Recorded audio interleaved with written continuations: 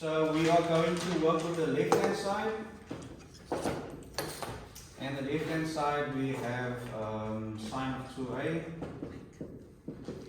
We can just quickly fast forward here. So with tan 315 was it ended up being minus tan 45, which is minus 1.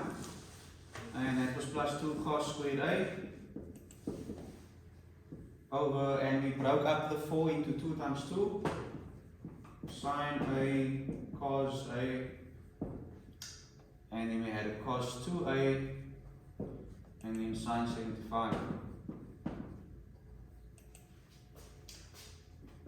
Right, then let's just rewrite that so we can see that's 2 cos squared a minus 1 over 2 times sine 2a, which is that part there, and cos 2a, and then times sine of 75. Right, then we were able to cancel out sine 2a, and then this becomes cos 2a, which will eliminate or divide into each other for 1 to become 1.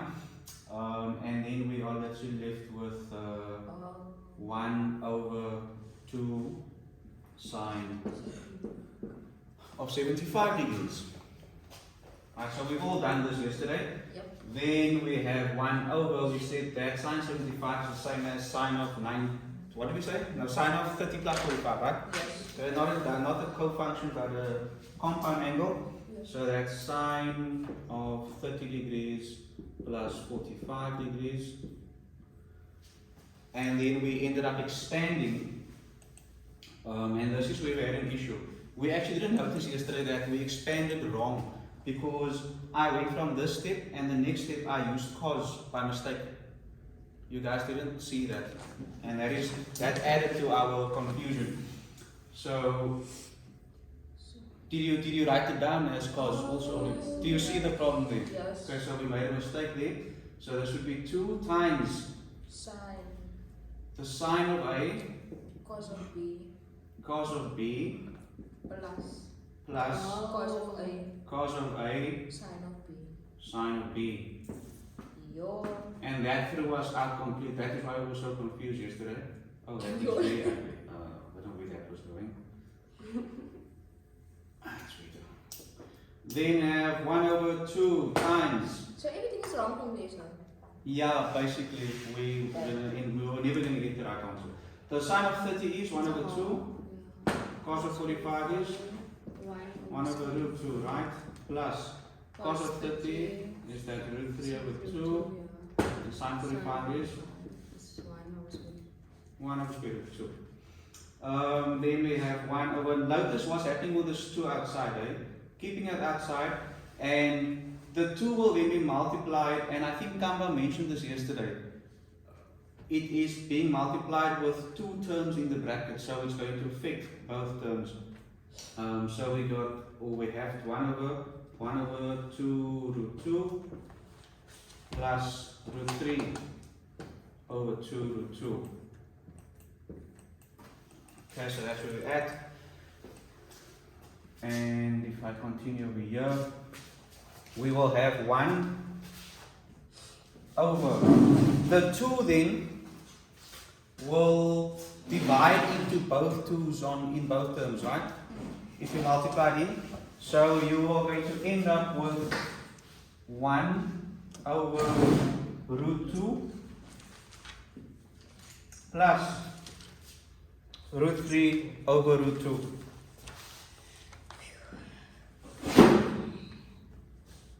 Are we still together here? Yes. So everyone knows where the 2 disappear to, right? Right.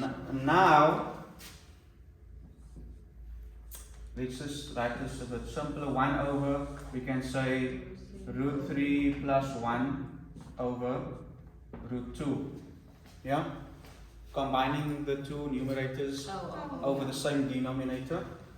Basically, we're applying the LCM concept there. So 1 over that fraction will be the reciprocal of the fraction. So in other words, we're going to have root 2 over root 3 plus 1. Yeah. Now this is where you at this point you would maybe say, but how is this going to become that?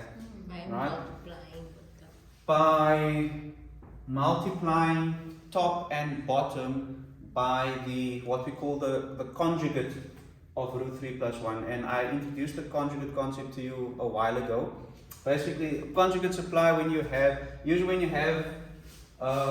roots, okay, irrational numbers.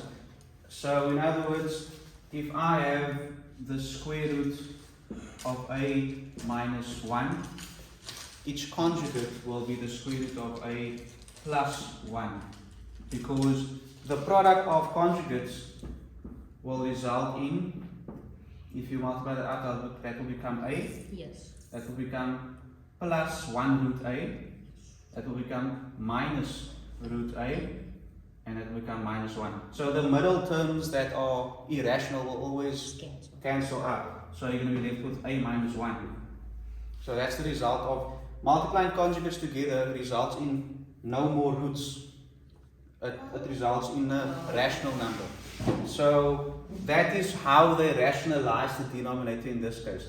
So let's see what happens when we do that. So I'm going to add, I'm going to say, I'll do it here, you can do it in the next step.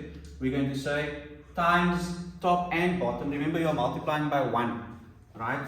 So it's going to be root 3 minus 1 over root 3 minus 1. That way you are not changing anything, because this essentially is still just 1. So what happens if I do that? Let's take it step by step. So that means the root 2 in the numerator will be multiplied with root 3 minus 1. And now see what happens. Do you see? That will happen here. So you'll end up with what at the bottom? 3 minus 1. 3 minus 1. 3 minus 1.